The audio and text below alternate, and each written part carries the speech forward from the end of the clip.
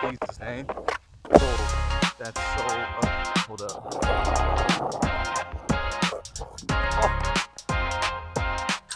these are getting old. Okay.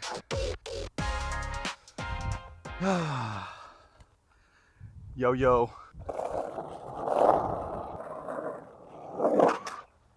First things first, y'all. Bubbler, please sponsor me.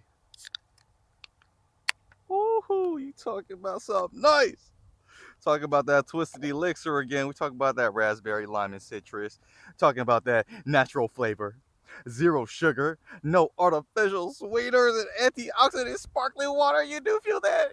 Yes, sir. Ah, I don't even do the sodas, man. I don't even do the sodas, but I'll do this one right here, man. It's delicious. Delicious. No bars held. No whatever that saying is, man. We ain't holding nothing back with this one, man. Natural caffeine. That's crazy because that's my favorite type of caffeine.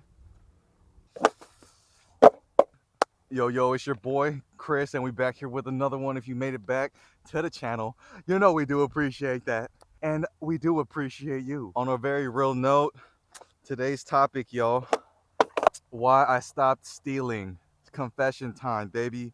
You know what? Well, first of all, I forgot to say, wherever you're watching from, wherever you're at, I do appreciate you on a very, very real note. Yeah, but okay, on a real note, yo, why I stopped stealing? Well, let's start with why I started stealing. So back in the day, I mean, I was a little troublemaker. I was, you know what I mean? I was getting up. That's what they call it in the graffiti world. I was a graffiti writer. You know what I mean? I had a little older homie. He kind of put me on. And, looking back, I'm not sure if that was a good thing or a bad thing. But either way, that's what I was doing. And that's what I was on. Back then, I was stealing spray paint, and my whole justification back then was I'm 16. I can't buy this stuff legally. So I'm going to just steal it for the sake of art. That's why I said I was doing it. But that's no justification. And then I went further. I went all anti-establishment. I was like, man, all these big corporations, they're all insured. I'm not hurting anybody. Who really cares, right? But that was a lie. That was a lie from Satan himself. Who was I really hurting? I was hurting me. I was hurting myself by doing that. I was becoming a cheater. I was dirtying these hands, turning them into the hands of a thief. And if you read the Bible, you know that thieves are among one of the groups that will not inherit the kingdom. So when you steal, you think you're gaining something, but every time you reach your hand to that cookie jar, you actually take it from yourself. You're losing something every time you do it. So okay, that's gonna come further on in the video, but I'll tell you what.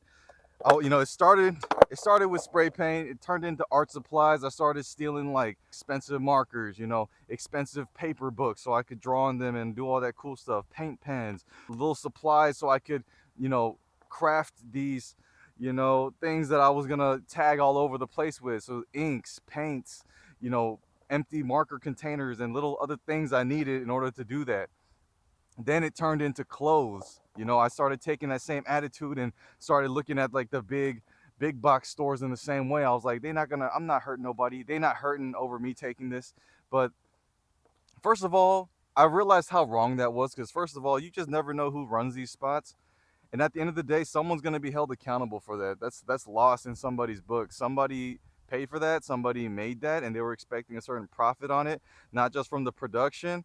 Yeah, from the supply, the manufacturing, to the retail, to the shipping, the logistics, all the way to the inventory, use of payroll in the actual retail store. It was those things add up, and those things were taking something from somebody. Yeah, it took me a long time to realize it. I did end up getting in trouble before I was 18, and I think that's by the grace of God, truly. And it actually wasn't even for stealing. It's because my homie was getting up in broad daylight. That's what we call piecing up or spray painting something like right then and there. We call that getting up, because you're getting your name up, literally, like status wise, but as well like physically, you getting the name up, you getting the idea up on the wall. That's why we call it getting up. Anyways, did that, got in trouble because I wasn't even doing that, but that was a day that we were on a stealing spree, and I already did my punishment for that. So I apologize to the state of California and to God. Honestly, it was so wrong, but I did all that. Yeah, I eventually learned, you can't do that. And that sounds so stupid, I know. And I'm actually very against it now. I don't condone stealing. If I see anyone stealing, I will tell on you. I think you should not do that, or I will at least confront you, tell you to turn it back in, or to, you know what I mean, stop doing that. Basically, I'll tell you. Yeah, I mean, so that's why I started. That's how it all started. But how did it end? Where am I at now? Why does it matter to you? Why should you care? Because I think there's a lesson here. It's not just applicable to stealing. It's like a lot of other sin as well. When and I wish I knew the Bible verse off the top of my head, but the verse basically says, and I mean, the verse is concerning basically legalism and, you know what I mean, practices of the Abrahamic faith, of, Christianity, talking about, and obviously Judaism at the time is talking about, what you can and what you can't eat, and like what day you practice Sabbath on, and things like that. And then one thing it said was, a man is not dirtied by what he puts into his mouth, but rather what comes out of it, right? And if you read the Bible, if you read any of it or some of it, you might know that it's from an overflowing of the heart that it spills out of your mouth. So whatever comes out your mouth is a reflection of what's in your heart. Because by the time it comes out your mouth, it's gone through three stages. First I think it starts as a thought. It starts in the mind. So you get a thought. So you see something, someone tells you something, it starts as a thought, and then you think about it long enough, you start to accept it, it starts to move down into your heart. You start feeling like that's the truth. And then by the time it comes out your mouth, that means it's dwelled in your mind and your heart, and now boom, it's out your mouth. The point here is that when you steal things, what you're really doing is showing there's the same cycle. It's the same cycle. Someone told you, or you saw something convinced you, someone convinced you that that's okay to do it. In your mind, because you didn't wake up thinking, hey, I'm gonna start stealing stuff. You saw something, or you were influenced in that way. You were influenced, then it made its way into your heart, and you started justifying, like, oh, you know what, it's okay, I need this. Or they're not gonna care. Or is it really that bad? People do bad stuff all the time, who really cares? And then finally, boom, it's the action, it's the hand. Now you're stealing. You turned that, you know what I mean, the blessed hand that God gave you, turn it into the hand of a thief. And then, I'm not going to go into all the other sins, like, you know what I mean, ending someone's life. Now you know what I mean, it's a little more dramatic, but you get what I'm saying. Now you got blood on your hands. And I will call, even the hand of a thief, you got proverbial blood on your hands. It's still sin, it's still dirty, right? The conclusion I ended up coming to was that, when you steal, you're actually not stealing. You're not really, it's not, I mean, you are technically taking something from someone else, but I would say the important part here, first of all, of course, that's bad. Obviously, that's bad. I'm not trying to disregard that or underplay that. Like, it's not bad enough. But I would say the real spiritual, the real metaphysical, you know what I mean, moral dilemma of you stealing from that proverbial cookie jar, what's going on? You stealing from yourself. You're stealing the opportunity to be a stand-up guy. You're stealing your own morality. You're stealing your opportunity, your character. You're stealing out of your own, you're creating a character deficit. Now every time you do that, you're losing the chance to become a real man, or like a real woman. You know what I'm saying? Okay. So that's why I stopped stealing. Yo, totally forgot. Key point, guys. I wanted to mention, guys, it's not just the what, but it's the why. We know we shouldn't steal. The Bible says, the Ten Commandments says, God says, thou shalt not steal. But the question is, why? Why should we not steal? And I apologize, I'm not going to the Bible for the answers for this one, which I really should, but here's my personal take, okay? For the first reason being, I think it's very obvious, it's not yours.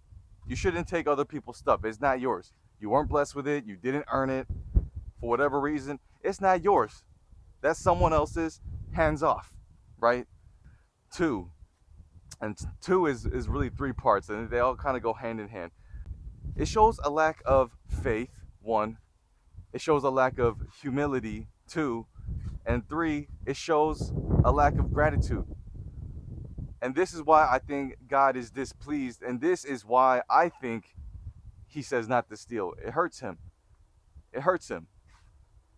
So, for one, the It hurts his heart. It hurts his heart to see you, to see his beloved children lacking faith. They lack the faith that he's gonna provide for them, that he can really take care of it. You don't trust that this is what God has for you. You don't trust what he's got for you. You don't trust his plan. You don't trust where you're at right now. Two, it's the humility. It's kind of the same thing. You're not you're not trusting, you're not humble enough to just accept where he's got you at right now. You're not humble enough to accept, yeah, what he's got for you. Where you're at right now, what's in front of you. You can't just eat what's on your plate. Three, three is the gratitude. You're not thankful. And like I said, so these all kind of go hand in hand. That's why I personally think God is a little disappointed, or maybe even tremendously disappointed, when we try to bypass his will. I think stealing is just that. You're trying to bypass his will. You're not thankful for what you got. You need some more. Boom, the hand goes in the cookie jar. You lack faith in what you have. You don't have faith in God's plan and God's timing and God's placement. Oh no, I need to get this. I need to get out of this situation right now. So boom, hand in the cookie jar. And last but not least, the humility to just accept where he's got you placed, which also I think goes hand in hand with the faith. Okay, so anyways, when you lack that humility, yeah, you feel like this is not where I need to be. I need to be somewhere else right now. And I don't trust that God's got it. I gotta move these things on my own, instead of just trusting God to move things for you and just being faithful in your walk with him. Okay, guys, anyways, that's it. Back to the show, y'all. Yay! To that point, right? To that point, okay, you know what? I'm gonna bring it all in. I'm gonna bring it all in. Back when I was a manager, at this Korean spa, right? I was managing anywhere from 40 to 80 staff members on any given day. It's not just the hiring and firing. It's not just, checking all the pool temps, checking the chlorine levels, making sure we're stocked on all the different foods, making sure everybody's present, making all the schedules. It's not just that, but it's not just making the rules, but enforcing the rules. Who's gonna do that, right? And so I was the one actually giving a lot of, not a lot, but I was the one doing the write-ups. I was the one doing the sit-downs. I was the one doing the firing. It was by my hand and my voice that people were getting disciplined, right? There was disciplinary action taking place in my name. And why am I bringing this up? Because towards the end, I'll admit, I was there for about a year. Towards the end, I started breaking some rules. But I will say up until that point, I would say for the first 9 months, I was solid. I was solid. I had the right. I had the authority to tell people to get off their phones. I had the authority to tell people to stop cheating the system. And it's not just because I had the title. It's not because I dressed up a certain way. It is not because everybody called me a certain thing, good or bad, right? It's because I was honest. That was the power. That's where I drew authority from. It's the fact that this hand was not dirty. It's the fact that I was not breaking any of the rules. I could tell you, don't do that. That's why I could write you up, because I never did that either, even as the quote unquote manager. Even as someone at the top, a lot of people think once you go higher up in these little retail hospitality establishments that you get to start breaking rules. And first of all, I have such disdain for that type of thinking. But two, I was actually, my hands were clean. That's why I had the authority, and no one even had to say anything about whether I did it or not. There was a universally recognized. I think God put his hand on me. He shone his light on me. It came out in my voice. It came out honestly. I could actually tell people, don't do this, or ask people, hey, what are you doing here? What is going on here? I could actually check people on what they were doing. But the moment I started, messing up, the moment I started breaking the rules, I could feel that authority crumble. I mean, people still listen to me. I still got the job done. I still did what I was supposed to, but I could personally feel it. The authority I had in my voice, the way I would move around, it wasn't the same. Because I knew deep in my heart that I had the heart of a cheater. I knew I had dirtied my authority. I had undercut my own authority, my own right to tell people or to uphold the law in that establishment. I know this sounds really dramatic, but that's my whole point here. You think sin always starts small. It never starts out like, for our example here, let's talk about marital or romantic infidelity, right? It never starts out with somebody just full on, going and sleeping with somebody else. That's not how it happens. I mean, that might sometimes it might, but that's an outlier. That's not normal. Typically, how it starts exactly the same way that I was talking about earlier. It starts in the mind. You hear something, you see something, one of your friends tells you something, one of your friends shows you something that makes you question what it is that you're doing in that relationship, what the other person might be doing. They might plant seeds of doubt, maybe towards the other party, maybe even towards your own confidence and your own decision making. And then boom, now it severs a connection. It severs a connection. Now boom, you're open to other connections. You start looking around. You're still operating under social contract. You're not trying to outrightly or outwardly expose what type of character you have, right? You're not trying to tell everybody, hey, I'm a cheater. You're not going to do that. So what do? It starts out covert. You start going to places where you're going to be seen, or where you might find people that you're trying to do these things with. Hold up, then it goes, then we're at a new level. Then in that arena, once you made it to that checkpoint, now it starts with looks. It doesn't start with you might still have a wedding ring, people might see it, but then you'll still get the unruly or unsavory character that'll still come up to you and still try to hit on you. Or a guy, it doesn't matter which way it goes, but you know what I'm saying. Does that make sense? So that's why I'm saying, you think stealing these small things is not a big deal. It is a big deal. And then furthermore, I don't know if this is actually biblical, but I also believe that how you do one thing is how you do all things. So, for example, somebody sees your car, they hop in your car and your car's messy. I don't think it's wrong for them to judge you and think, oh, this guy's probably a slob at home too. Oh, this guy's probably um, a slob at work as well. His hygiene or her hygiene practices are probably, loose as well. They're probably not, it probably reflects right here. And likewise, people who keep a tight schedule, people who keep a tight discipline, people who keep a regimented daily structure. You can see those things in just one thing that they do. You see them at the gym. They're not just sitting around. They're not just on their phone. They're getting to it. They're doing their little exercise. Boom, next thing and next one. They're not doing random different exercises. They're probably more strategic. They're going for different muscle groups. They're doing the supersets. They're going in between two main different exercises as opposed to just doing whatever they want. And I'm not trying to scold anyone here. I've definitely, for the most part, I've been the one when I'm unsupervised and I'm by myself. I'll go hard for a minute. I'll do what I gotta do, and then I'll just start chilling for a little bit. I'm on the phone. I'm just like listening to my music and dancing around. You know what I mean? So I'm not trying to judge anybody and say, oh, y'all are not perfect. Stop doing all that. What I'm just trying to say is, I'm just trying to bring awareness to you. Maybe it'll help you. I'm hoping it can help you. I feel like we got what we needed today. Here, hold up. I need me and my drink. I need me my drink. Ooh, I need me my drink. Give me my drink. Bubbler, please sponsor me. I'm a great candidate. I love this stuff. Yeah, guys, don't steal. Don't steal. You know what I'm saying? If he looks at a woman lustfully, he's already committed adultery in the eyes of God. And that's how it starts. That's how it starts. God would never do that. Jesus never did that. If he walked around here today, he could never harbor that type of feeling in his heart. He could never. He's just too pure, too clean, too perfect. He's actually without sin, the only one without sin, the only man, the man God or God man that walked the earth without sin. And it could only be God in human form that didn't have sin in his heart. And that's why we need Jesus, y'all, because we were born into it. We didn't choose this. We inherited it. We inherited it. Okay, anyways, don't destroy your own authority. You know, don't destroy your own righteousness. Don't destroy your own right to righteousness by doing these things if you can help it. Of course, we all need help.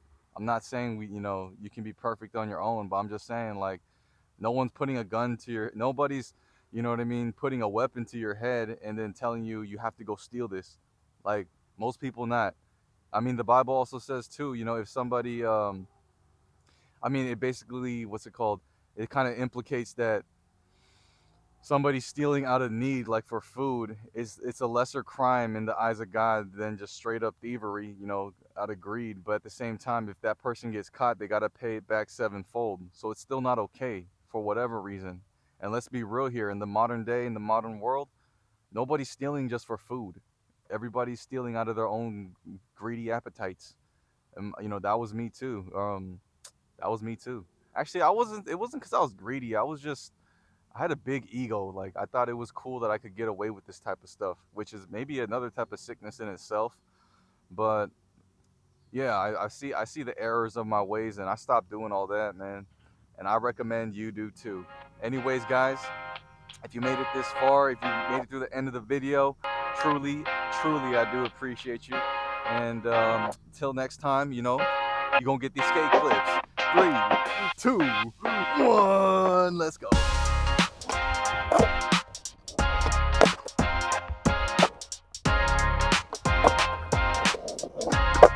Yeah.